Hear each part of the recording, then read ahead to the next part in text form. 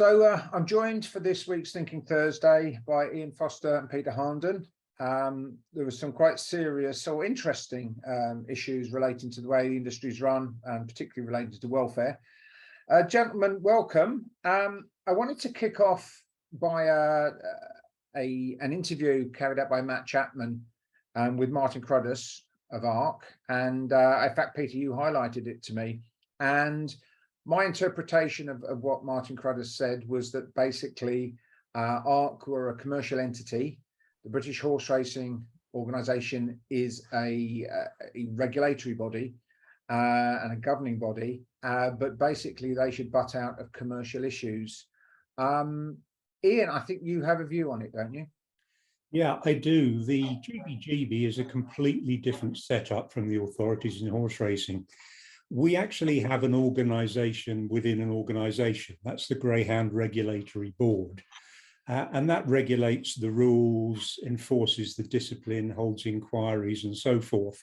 Now, it clearly would be completely inappropriate if that aspect of the body got involved in commercial matters. But as far as the rest of the GBGB is concerned, I can actually point you to something that says exactly the opposite. I've got my Bible here. This is the Articles of Association of the GBGB. And one of the provisions is that we are responsible for, and I'm reading it here, promoting the interests of licensed greyhound racing and developing a commercial strategy for the licensed greyhound racing industry. So we're different because we're specifically instructed by the law under which we were established to do exactly that and get involved in commercial matters. It may well be that we've neglected that to some extent, especially over recent years, when the focus has so rightly been on welfare matters almost exclusively. But going forward, we have to be looking at commercial matters because we're instructed to do that. And it's necessary to bring more money into the sport. So yes, I do very disagree with Mr. Cruddas. I really disagree with him on that because we're specifically instructed to do the opposite. Peter, do you have a view? Yeah, I mean, when I watched the piece with Matt Chapman, I was very concerned because I thought, well, if he actually sees that as being part of this sport as well, then, you know, that's why we're in the position what we're in. And somebody who's in a commercial entity like ARC compared to what the sports lovers of this game are and horse racing, the two separate entities really, and a commercial body wants profit, we want enjoyment. And sometimes them two things don't marry. So, we have got that commercial side of things within the GBGB, and we need to do more like Ian says, and it's not been done. And I do worry that, people can have too much of an impact within the GBGB to stop us having that commercial interest, what we should have. Okay, well, we're going to have to agree to disagree on this. I mean, I go back to when GBGB was originally set up as a result of the Donoghue report. And it was set out with the two strands. One was a regulatory board, and which was really came about. The whole reason that the board existed in the first place was because of CM. Secondly, it certainly said that the board was there to control the commercial aspect of the industry. But at the time, it kind of did it and said, well, control the commerciality of the industry, but you've got no money. Because if we take the only money that comes into the Greyhound board is the money that comes in through the fund. But the real power in the industry is the fixtures. And the reality is that ARC and SIS effectively own the industry, and they have the big contracts with the bookmakers. Most of the 7 million or whatever the figure is now that's coming into the board is effectively taken care of already in terms of retired greyhounds, welfare initiatives of various types. So how can, the Greyhound board get a lot of criticism, and I'm right at the front of the queue when I think they do things wrong, but how can they be expected to provide a strong commercial base when they have no money to do it with? I find it particularly frustrating, and I've expressed this opinion many times, that the voluntary levy that you're talking about there, between 7 and 8 million at the moment, represents no more than about 10% of what the off-course bookmakers are paying in total for the product. We don't have the actual figures, and it's frustrating that we're not able to get them, but something in excess of 70 million pounds a year is paid by the bookmakers into the industry, and only a tiny fraction of that is reaching the coalface. I mean, as an owner, I know how much difficulty there is, how trainers are struggling. For instance, this week at Monmore, because we're losing 2 meetings to open races, there are a huge number of graders who aren't getting a run. That makes a difference to owners because we're subsidising them for another week. It makes a great deal of difference to trainers who own their own dogs because they're getting no income from those graded dogs this week. Not enough money is getting to the bottom so that we have some leeway, we have some extra funds with which to be able to bear those added problems that occur from time to time. We don't, because not enough money is getting to the bottom. I would like to see some real transparency so we know exactly how much is coming in and where it's all going. At the moment, we can't account for 60 odd million pounds a year. Some of it's getting through to prize money, and a great deal of it isn't. Yeah, good point. I think the other area I wanted to take this, and I was thinking about Mr. Cruddis's sort of view. You know, it's a commercial matter, and they will pay, and they will basically adjust their payments according to what's necessary. And it got me to thinking. I think that as an industry, we're kind of, oh, please give us some more money. You know, we want to stay in the industry, and we need more prize money. And I just knocked out some really vague figures, and as I said, they may be, some of them may be 30-40% out. I'd argue them, but I've just come up with them just out of interest. If every greyhound only costs £1,500 each as a racing dog, you're talking about £10.5 million a year. Now, we both know that can't be 1,500 quid, because that they basically going to cost that to get on the track, let alone the cost of the pups themselves. That's 10.5 million. If we were talking about 15,000 dogs, which is basically a 2-year lifespan for racing dogs, 7,000 come in every year. We know that because the board figures tell us that 7,000 go out. You're talking at £10 a day, you're talking about a cost of 54 million to feed and keep those dogs. But that's small beer until we start to look at retired dogs, because obviously the first year, you keep your, let's say they all retire at 4, you keep the 4-year-olds, then the next year you've got your 4-year-olds, your new one, and the previous year, and that gradually builds. I worked out within a space of sort of 7-8 years, which is the kind of time that we would expect for a dog to see out its time. We're probably talking about 85 million pounds per year, that if there weren't any owners and outlets, that would have to be found. Now, I'm not saying that owners take up all that cost, because they don't, and certainly there's prize money and there are other factors that come in to offset that. But the track promoters or the media controllers, which are ultimately their bosses, they are deeply indebted to greyhound owners to keep this industry running. Now, as I said, you can argue about those figures, you can knock 20 million off here or there, but they are still vastly significant figures. And if Mr. Cruddis says, well, you know, we'll kind of find what we can, if you do that, and if you lose all your owners, then you're going to have a hell of a bigger bill to pay at the end of it, whether you like that or not. I wonder, to be quite honest, Floyd, you know, whether anybody ever sits down within these organisations and works these figures out and lets people know exactly how dependent they are on owners and trainers who own their own dogs. Because I think they would then be very much more willing to give a little bit more out. You know, nobody runs a business to not make profit. We understand that, and I've got no issue with businesses within the sport making profit, but it's at what amount of profit. You know, you can't have greed taking over and leaving people short. You know, it's in any walk of life, you can't have that. And I think at this point in time, that's what people are getting quite annoyed at. because the bottom end is so short and the top end is so great, and that needs to be sorted. Oh yeah, the only point I would make to that, Peter, and again, it's something that is always on social media about this is the right thing to do, or morally it's not right, or we should be paid more money, or trainers should be paid more money, or owners it's prize money, etc. That's a moral argument. I think when we're dealing with companies of the size that we're dealing with, they're run by accountants at the end of the day. They're nowhere near the coalface.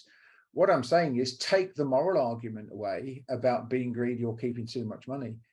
If you guys do not come up with more money in the long term, it will cost you far more to not have owners in this industry. So it's not a case of doing us any favors or bunging a few quid to keep everybody happy. You need to be putting this money up. And I'm not having any proper here at ARC, because it's the same for SIS. They're in precisely the same situation. They're two sides of the mirror.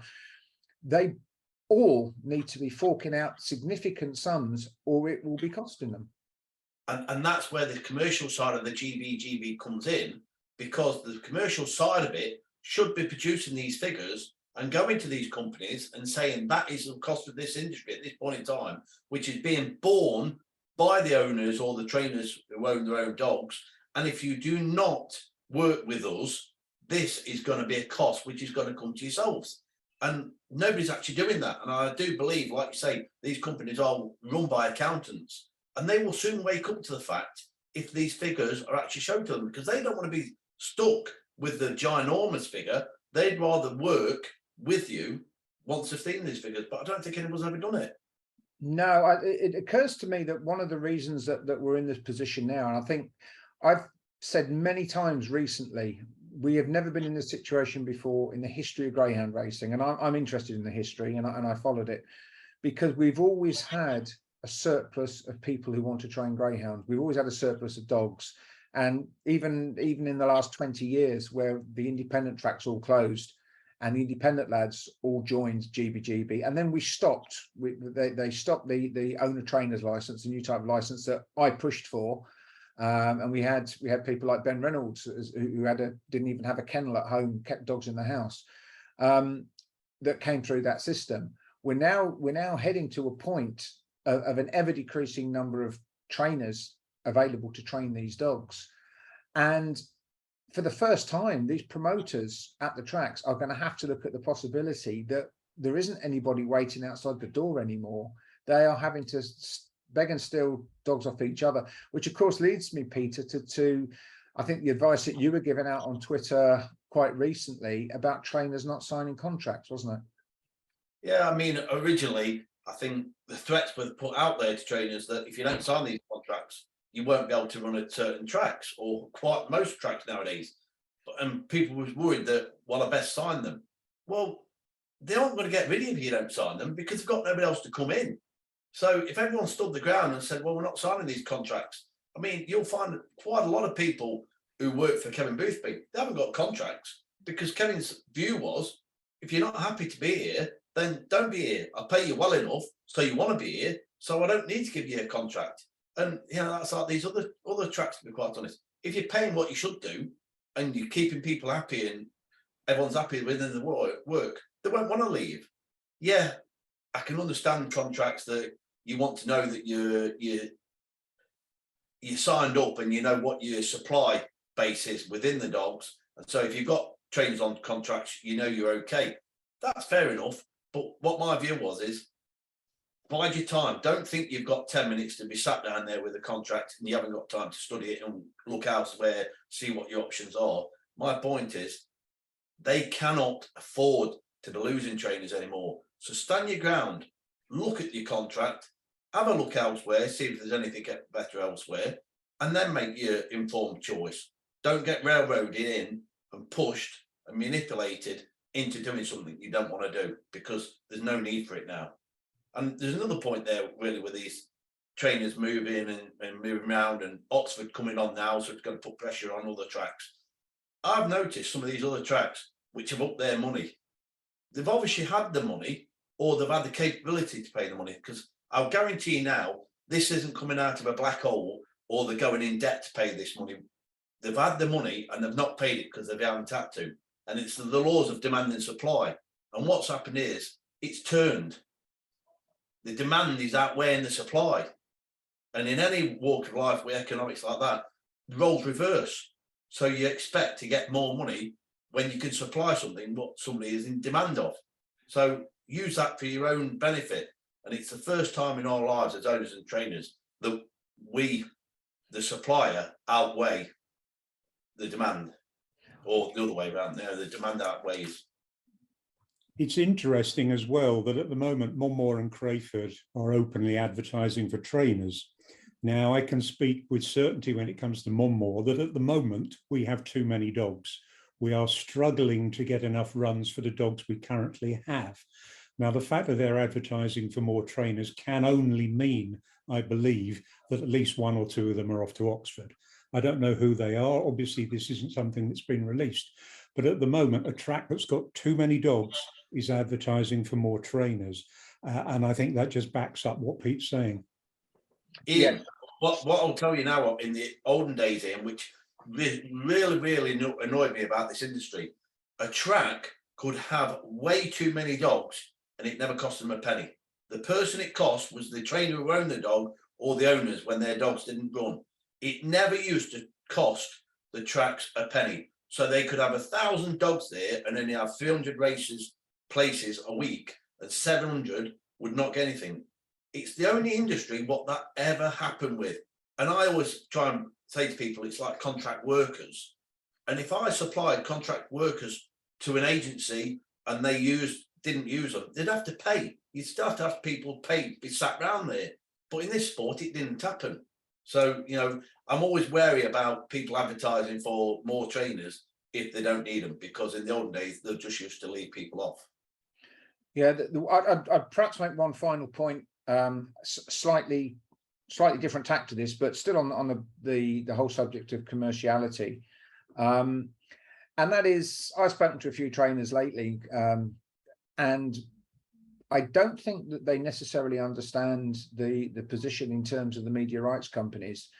I did a story the other day. We did something on Remember When. I think the setting up of the Ground Media Group, something like 6 years ago.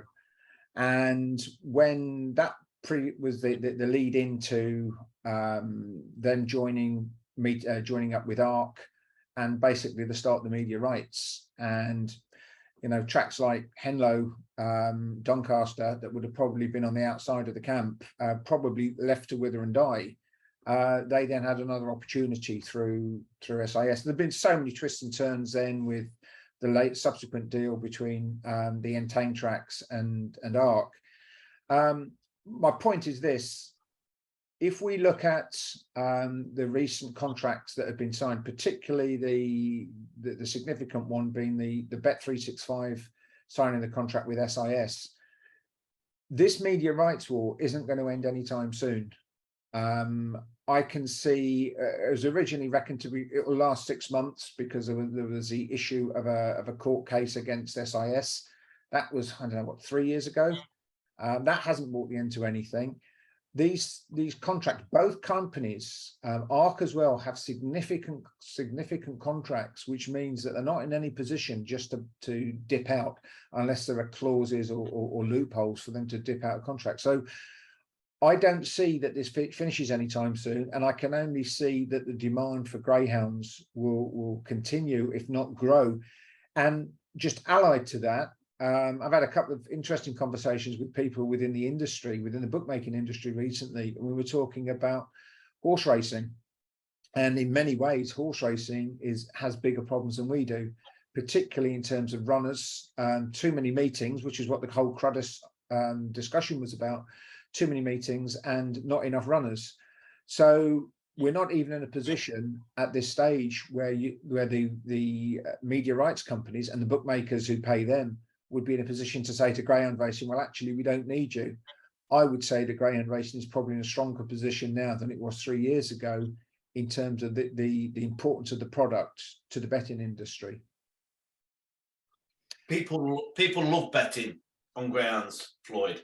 And that's the biggest asset we have got. People like betting on greyhound racing. It's a quick fire, 30-second hit that even the youngsters of today, they love that. You know, I talk to people on the inside and they say, you know, it's a massive, massive sport to bet on that the youngsters like. They want to be in and out, and that is what this game is about. So the bookmakers will not want to lose us. And, you know, I was told from the word go, this media rights warfare was bad for all of us. It actually hasn't been too bad for the owners and trainers. You know, some of the promoters might not be too happy about it. And actually, I do believe they brought it on themselves by some maybe leaving the tracks out what they did from within the group in the first place. You know, why should we let the likes of Henlow, Doncaster, etc., wither and die? You know, they've got part to be in this sport, and they should be allowed to be in the sport. And you know, it's backfired on people, I think, to have left them out. I think when people say to me, who do you want to win the media rights war? My stock answer is I don't want either side to lose, because the moment either side loses, the industry is far worse off.